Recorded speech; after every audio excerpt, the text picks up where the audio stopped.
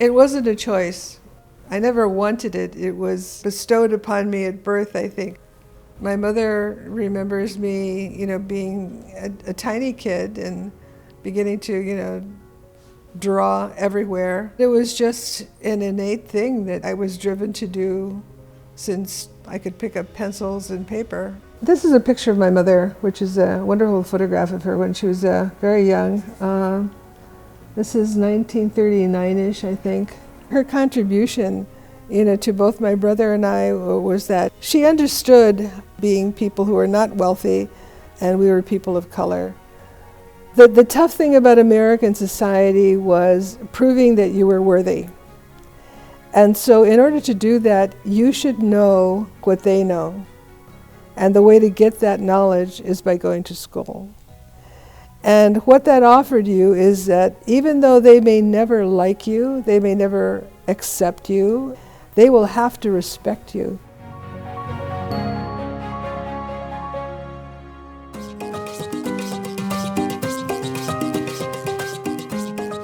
I started Otis in 1969.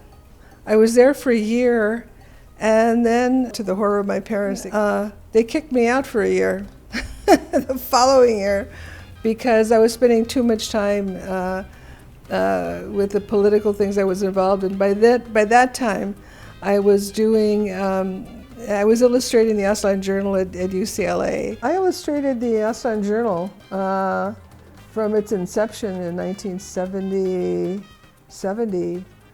until 1975. And there are endless, meetings and marches and things that kept me away from, from classes and doing homework, so that my GPA fell to a point where they kicked me out for a year. And this was the first volume of the Chicano Journal of the Social Sciences and the Arts, the spring 1970 issue, the first one. I was hired by the legendary Juan Gomez Quiñones. So this is the first one. This is 1970, the inaugural volume. This is 1973. Both of these are from 1973. These are two of my favorites, actually. I'm glad I have them. I also designed the typeface. So this was a volume a couple of years later. I don't have them all. I don't, God knows what happened to them. But there were several illustrations in every book that preceded every article in whatever that particular journal had published, and so every author got his own little illustration. When I thought about it later, how smart of one to include art in something that is essentially very academic and can be very dry, but to marry these two things, which in a way is it gives more life, I think, to the book itself, but it also reminds, I think, or reflects Chicano culture in that, science and academic issues like history and science and anthropology, all those things culturally re-wed, to art.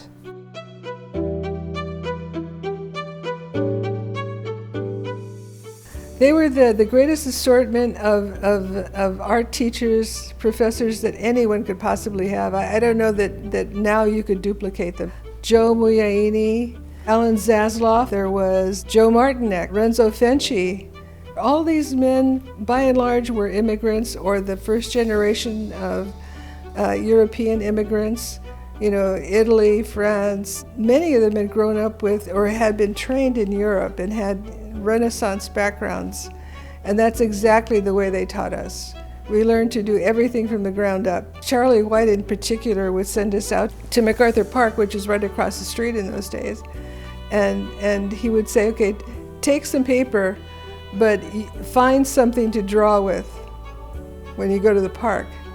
And so we had to leave all our supplies behind except a pad of paper. And they challenged us in so many different ways and emphasized skill. These are drawings from Otis Art Institute when I was an undergraduate student. And my drawing professor was the legendary Charles White. I knew Charles White very well. He was the drawing teacher for the first year students. He didn't ignore any student, but we had a connection that was special in that he was the only black professor there, and I was the only female Latina who was there. He liked Mexico very much. He had been there with his first wife, Elizabeth Catlett. Los Tres Grandes were a big influence on him while he was there.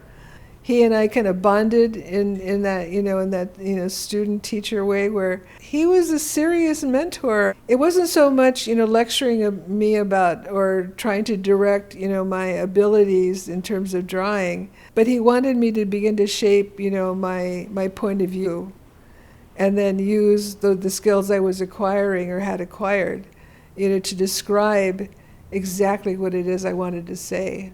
And so I filled book after book of all of these. We had life models, and so there were all these drawings day after day. He was one of the faculty on my graduate thesis committee, and even after that, after I left Otis, we would visit him occasionally in his beautiful studio in Pasadena. He was a mentor, a friend, and he was a political artist, a narrative artist, a figurative artist.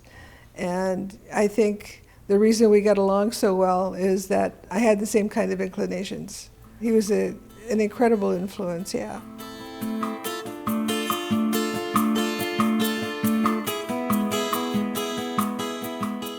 So they kicked me out for a year, then I came back and finished undergrad, and then in '72 started graduate school. We met on the first day of graduate school. There was a meeting in the lounge of all the new graduate students, and we were at, questions were being asked and answered, and this wiry young guy with one of those crocheted beanies that were popular at the time, that were kind of those Pan-African colors. And he looked Middle Eastern. I didn't think, that he was, Latin American. He said what his name was. I said, I don't believe it. This guy is Latino. He said, my name is Charles Almaraz. And I thought, my goodness. So considering that there were only 3 other Latin Americans in the entire school, I made it my business, to meet him. And so I went across the room, and, we got to talking, and we had a lot of things in common, and we just, from day one, we became friends, and we were friends until, his death in 1989.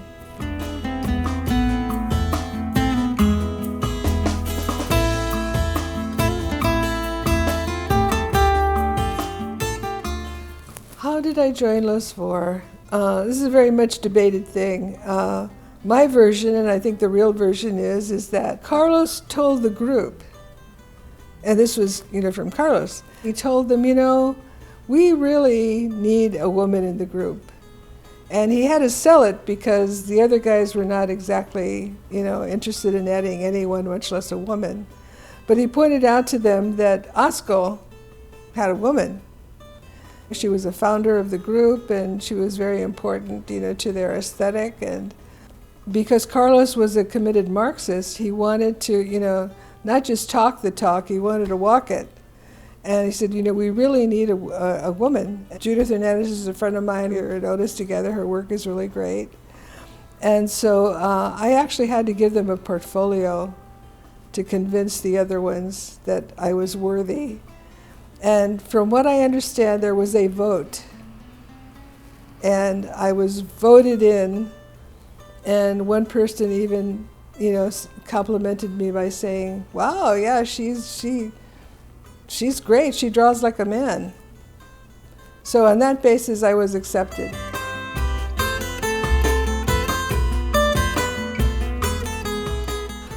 That was something that came through Chicano.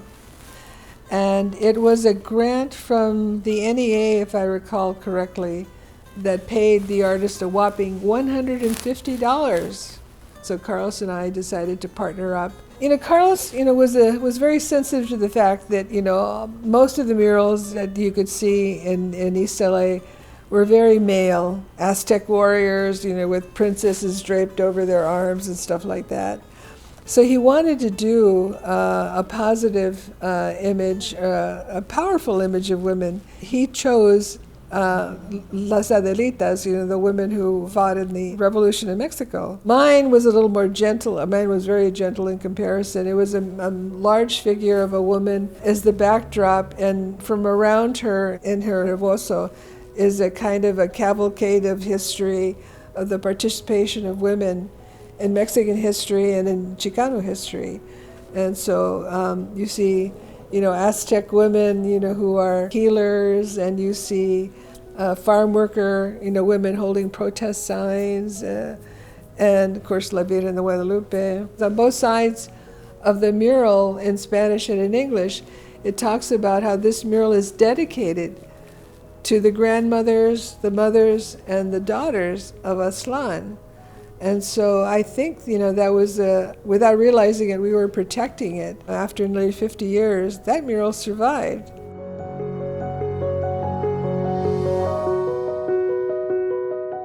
I was foolish enough to think that my career was portable. And nobody told me how segregated and racist Chicago was in the 1980s. I had no idea. I had, come from, Los Angeles, where life is different. And even in the Mexican-American neighborhoods in Chicago, they had never adopted the word Chicano. So when I used that, I got kind of a strange look. And then I didn't have a studio. I was married at the time, and so I felt like I had, to help support my husband's career. And for 20 years, that's exactly what I did. Men are rarely ever faced with the reasons that women, have to give up their careers forever or, a chunk of time. Being an artist is always tough. Your partner has to be committed to what you're doing so that you can keep doing it. And if you don't have that kind of support, it's very, very, very, very, very hard. I had no outlet for my work for years and years and years. And I simply created this incredible mental catalog of things that I had seen and would include someday in something that I was doing. By the time 2005 came and I was able to finally have a studio, I had no trouble starting up again. It just picked up where I left off.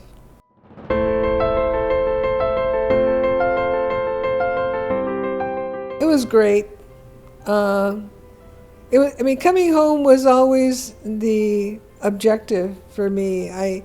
This was my natural audience. My career had been on the ascendancy when I left, and then it disappeared when I got to Chicago. When I got back, I found this wonderful outpouring of friends who immediately told me who to see, plugged me in, to the stream of, the people that I should be talking to now about getting back into the art stream here in Los Angeles.